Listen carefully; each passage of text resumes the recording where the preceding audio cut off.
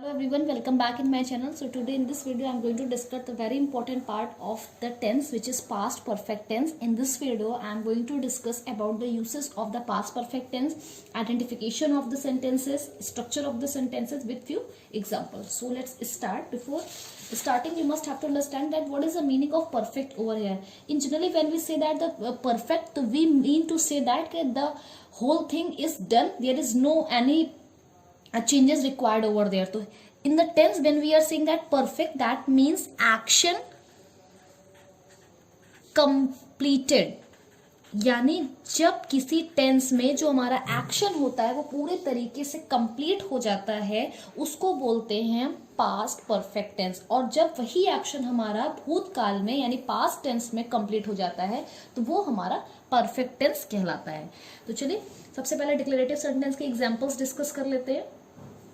तो सबसे पहले आज हम बात करेंगे डिक्लेरेटिव सेंटेंस के एग्जाम्पल्स, और उससे भी पहले जो हमारा सबसे इंपॉर्टेंट टास्क होता है वो होता है इसका स्ट्रक्चर। तो स्ट्रक्चर देखे बिना तो हम आगे बढ़ ही नहीं सकते। तो स्ट्रक्चर इसका कुछ ऐसा होगा कि सबसे पहले हम लिखते हैं इसमें subject plus had plus verb की थर्ड फॉर्म प्लस ऑब्जेक्ट।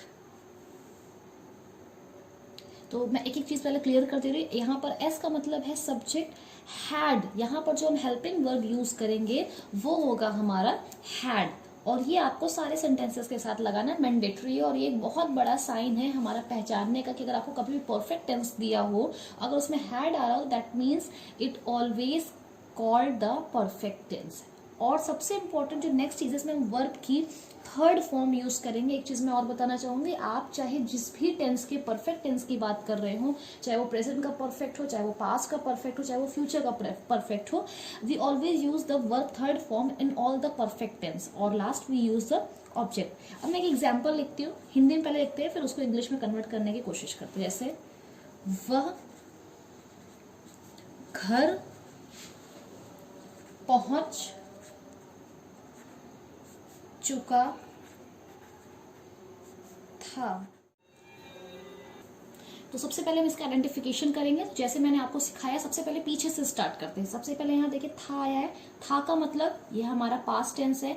अब यहाँ देखिए पहुंच चुका, तो वर्ब पे ध्यान दीजिए। तो वर्ब का मतलब है पहुंच चुका, यानी जो एक्शन है हमारा वो ऑलरेडी कंप्लीट हो चुका है। इसका मतलब ये पास्ट परफेक्ट टेंस है। अब हमें इसको कन्वर्ट करना है इंग्लिश में। तो कन्वर्ट करने का मैंने आपको स्ट्रक्चर बता दिया, इसी स्ट्रक्चर के according we are going to try it. तो वर्क इंग्लिश ही, उसके बाद हम लगाएंगे हमारा हेल्पिंग वर्ब, वो है हैड। और पहुंच चुका, तो पहुंच चुका की इंग्लिश होती है रीच। और वर्ब की थर्ड फॉर्म लगानी है, तो रीच की थर्ड फॉर्म होती है reach. He had reached home, और ऑब्जेक्ट होगा यानी वह घर पहुंच चुका था, ही हैड रीच्ड होम। ये था हमारा डिक्लेरेटिव सेंटेंस का एक एग्जांपल। ठीक, स्ट्रक्चर पर फोकस करेंगे, कोई भी सेंटेंस को हम कन्वर्ट कर लेंगे। अब इसके बाद हम बात करते हैं नेगेटिव सेंटेंस की।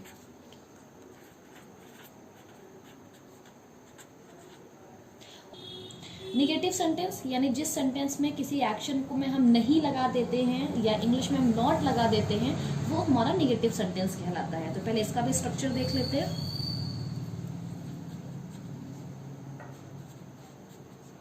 इसका स्ट्रक्चर जो बनेगा वो कुछ ऐसा होगा कि सबसे पहले सब्जेक्ट जो हमारा है ही है, फिर हमारा हेल्पिंग वर्ब, जो जितने भी पास्ट टेंस, जिसमें जितने भी परफेक्ट टेंस होंगे उसमें हम हैड लगाते हैं, और उसके बाद हम लगाते हैं नॉट, क्योंकि नेगेटिव की बात कर रहे हैं। अच्छा एक बात मैं आपको और यहाँ बता देना चाहूँ, हैड नॉट को आप ऐसे भी लिख सकते हैं कॉन्ट्रैक्शन फॉर्म में। मैं ऑलरेडी अपने प्रीवियस वीडियो में कॉन्ट्रैक्शन बता चुकी हूँ। If you have not gone through it, just go and watch also, क्योंकि अब हम जितने भी मॉडर्न इंग्लिश पढ़ रहे हैं तो वहाँ पर इसकी जगह पर हम इसका यूज ज़्यादा करते हैं, और it looks better if you are using with the contraction form. तो subject plus had not plus verb की थर्ड फॉर्म प्लस ऑब्जेक्ट। तो ये हमारा सेंटेंस को कन्वर्ट करने का स्ट्रक्चर हो गया। अब मान लीजिए हमें ऊपर वाला सेंटेंस को ही निगेटिव में बनाना, तो देखिए पहले हिंदी में देख लेते हैं। वह घर नहीं पहुंच चुका था, ये निगेटिव है। अब इसको इंग्लिश में देखते हैं। सबसे पहले लिखेंगे सब्जेक्ट, तो ही, फिर हैड, मैं यहाँ कॉन्ट्रैक्शन यूज कर रही हूँ, आप वैसे भी यूज कर सकते हैं। हैड नॉट रीच्ड होम, ये है हमारा निगेटिव सेंटेंस का कन्वर्जन। सो जितना अच्छे से आपको स्ट्रक्चर आएगा उतने अच्छे से आप कन्वर्जन को कर पाएंगे। और नेक्स्ट और लास्ट जो हमारा डिस्कशन है वो है हमारा इंट्रोगेटिव सेंटेंस के ऊपर। तो इंट्रोगेटिव सेंटेंस में दो तरीके के सेंटेंस बनते हैं, मैंने आपको बार बार बताया है। इंट्रोगेटिव में जो पहला हमारा बनता है वो होता है यस नो का। तो सबसे पहले आइए देखते हैं यस नो में क्या होता है। For yes no question, yes no question description मैंने पहले ही दे चुकी हूँ। ये ऐसे क्वेश्चंस, ऐसे इंट्रोगेटिव सेंटेंसेस जिसका जवाब सिर्फ आप यस और नो में दे सकते हो। तो देखिए इसका स्ट्रक्चर कैसे होगा। सबसे पहले आप लिखेंगे हैड, हमारा जो हेल्पिंग वर्ब था उसको हम आगे ले आएंगे, प्लस सब्जेक्ट प्लस वर्ब की third form plus object and at the last will put the question mark. At the last we'll put the question mark. Sorry for the noises which are coming over here. और अब देखिए question, yes no question लिखते हैं। क्या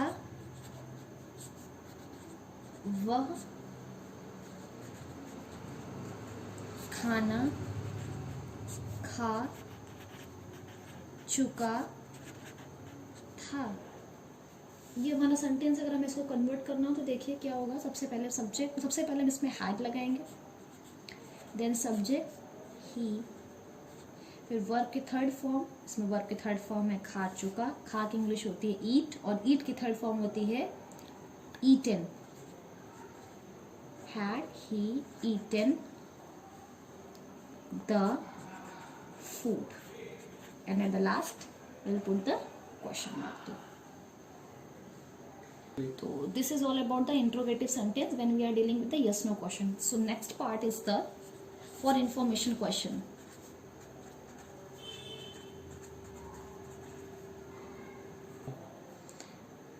Information question. देखिए इसका structure भी सबसे पहले, structure is the most important thing when we are discussing with the tense. तो इसका स्ट्रक्चर बनेगा, सबसे पहले हम WH लगाएंगे, WH आप जानते होंगे, देन हमारा helping verb had, then subject, then verb की third form, then object and at the last will put the question mark because we are dealing with the interrogative sentence. तो इस sentence में देखिए रामू कहाँ जा चुका था, ये हमारे इंट्रोगेटिव सेंटेंस का इन्फॉर्मेटिव क्वेश्चन है। इसको कन्वर्ट करने की कोशिश करते हैं। सबसे पहले WH यानी कहाँ यानी वेयर, फिर हम हैड लगा देंगे, फिर सब्जेक्ट हमारा रामू है और वर्ब की थर्ड फॉर्म जा यानी गो, तो गो की थर्ड फॉर्म कौन, और लास्ट में हमारा कोई ऑब्जेक्ट है नहीं इसलिए लास्ट में क्वेश्चन मार्क।